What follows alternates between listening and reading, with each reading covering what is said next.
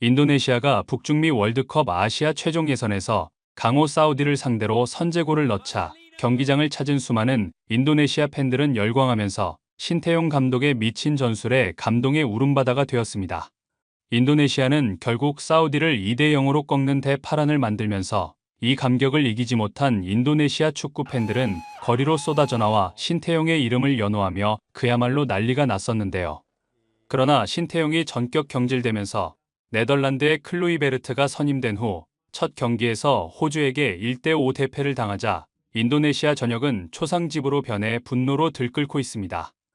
인도네시아 축구 팬들은 사우디를 2대 0으로 이기고 앞선 경기에서 호주를 상대로 단 한 골을 내주지 않았었는데 어떻게 단 한 경기에 5골을 얻어맞느냐고 격분하면서 도대체 인도네시아 대표팀에 무슨 일이 벌어졌길래 저런 수모를 당하는 거냐고 충격을 이기지 못하는 분위기입니다.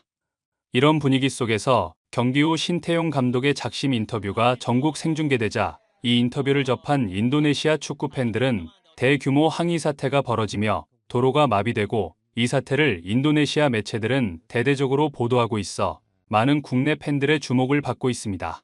난리가 난 인도네시아의 상황, 더 스포츠가 자세히 알아보겠습니다.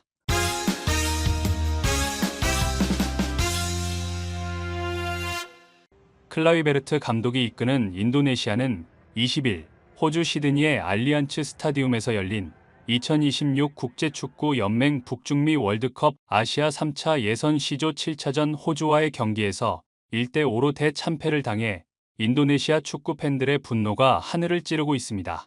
이날 클라이베르트의 데뷔전으로 주목받았던 경기는 귀화 선수를 무려 10명이나 기용해 많은 인도네시아 축구 팬들의 기대가 컸던 것이 사실인데요. 하지만 전반 초반 얻은 인도네시아의 PK가 들어가지 않으면서 경기가 어려워지기 시작했습니다.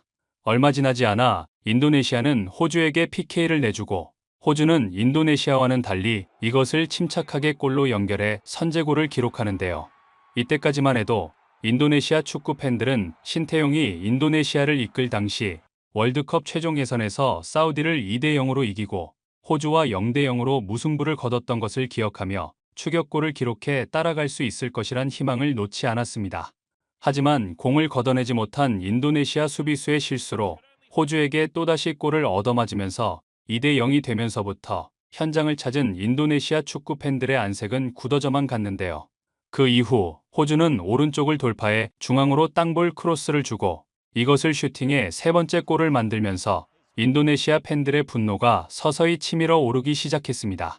후반전이 시작되고 코너킥 세트피스 상황에서 한 골을 얻어맞으며 4대 0으로 스코어차가 벌어지자 호주까지 원정 응원을 간 많은 인도네시아 축구 팬들은 신태용의 이름을 연호하며 클루이베르트 감독의 형편없는 전술에 맹비난을 퍼붓기 시작했는데요. 4대 0으로 스코어차가 벌어지자 이 경기를 응원하기 위해 인도네시아 자카르타를 방문한 신태용 감독은 머리를 싸매면서 상황이 매우 좋지 않다는 것을 간접적으로 표현해 이 장면이 대대적으로 인도네시아 언론에 보도되면서 분위기는 심상치 않게 흘러갔습니다.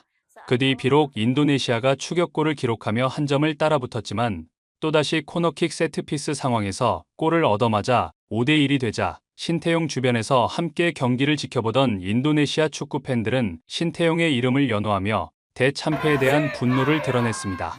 결국 경기는 1대 5라는 대참패로 끝나자 인도네시아 방송들은 신태용에게 달려가 이 경기에 대해 논평을 부탁해 신태용의 인터뷰가 전국 생중계되며 큰 주목을 받았습니다. 오늘 아까 뭐 경기 보시면서 머리도 막 잡고 막 하셨는데 좀 보실 때 좀 어떤 느낌이신지? 안타까운 점이지.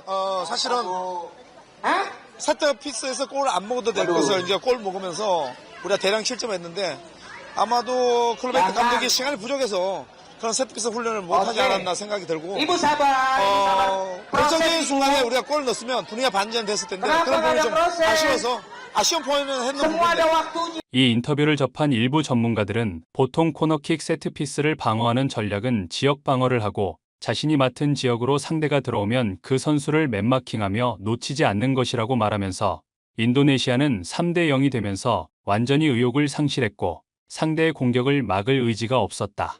상대가 노마크에서 헤딩을 하도록 그냥 두는 것은 연습할 시간이 부족한 것이 아니라 선수들 정신 상태에 문제가 있는 것이다. 신태용이 에둘러 완곡하게 표현했으나 이건 전술적 능력 자체가 되지 않아 세트피스 방어를 선수들에게 주지시키지 않은 탓이 크다고 말했습니다. 하지만 클루이베르트 감독은 경기 후 인터뷰에서 신태용이 하던 전술을 갑자기 바꾸는 것은 위험 부담이 크다는 생각에 그의 전술을 그대로 따라했다. 선수들의 실수가 많은 점수차를 만들었다. 전술은 아무 문제가 없다는 해괴한 변명을 늘어놓아 인도네시아 팬들을 더욱 격분케 했습니다. 이런 변명에 대해 인도네시아 언론들은 신태용에게 직접 그 부분을 질문해 많은 팬들의 눈길을 끌기도 했는데요. 이 인터뷰를 접한 많은 인도네시아 축구 팬들은 신태용이 수년간 심혈을 기울여 만든 제자들을 거의 뽑지 않고 네덜란드에서 귀화한 선수들로만 구성을 했다는 게 문제라고 말하면서 신태용 전술을 그대로 이어받으려고 했으면 신태용이 키운 제자들을 선발했어야지 왜 엉뚱한 선수들을 선발해놓고 신태용 타령을 하는 거냐. 클루이베르트는 책임을 질 줄 모르는 비겁한 인간이라고 말했습니다. 신태용의 인터뷰를 대대적으로 보도한 인도네시아 매체들은 신태용은 후임 감독 클루이베르트의 전술에 대해 직접 비난하지 않는 성숙한 모습을 보였다고 말하면서 클루이베르트와는 너무나 달라도 다른 모습이라 인성에서도 클루이베르트는 신태용에게 상대가 되지 않는 그릇의 소유자라고 비난했습니다. 일부 전문가들은 신태용이 인도네시아를 강하게 만든 비결은 선수들의 개인 기량을 발전시키거나 전술적인 부분의 짜임새이기도 하지만 그것보다 훨씬 중요한 것은 바로 정신력이라는 부분에 착안한 것이 적중한 것이라고 말했습니다. 이들은 2018년 러시아 월드컵에 한국 대표팀을 이끌고 출전한 신태용은 그 당시 상대가 강하다는 것 때문에 수비 위주의 경기를 펼쳤고 세계적인 윙어인 손흥민에게 지나친 수비 부담을 가중시켜 많은 비난을 받았었다고 말했습니다. 전문가들의 이런 지적은 그 당시 히딩크 감독이 세계적인 윙어인 손흥민을 왜 윙백처럼 쓰는지 모르겠다. 스웨덴전 패배의 원인은 너무나 소극적인 전술 운영 때문이라는 지적을 받았었습니다. 신태용은 자신의 잘못을 철저히 반성하고 인도네시아 대표팀을 지휘하면서는 종종 언론에 이런 인터뷰를 했는데요. 인도네시아는 오랫동안 축구 변방이었다. 선수들의 자신감이 많이 떨어져 있었다. 나는 그들에게 강팀과 맞상대할 때 자신있게 하라고 많이 주문했다. 호주와의 경기에서 이길 수 있었던 이유는 주눅들지 말고 나를 믿고 과감하게 플레이하라는 것이었다.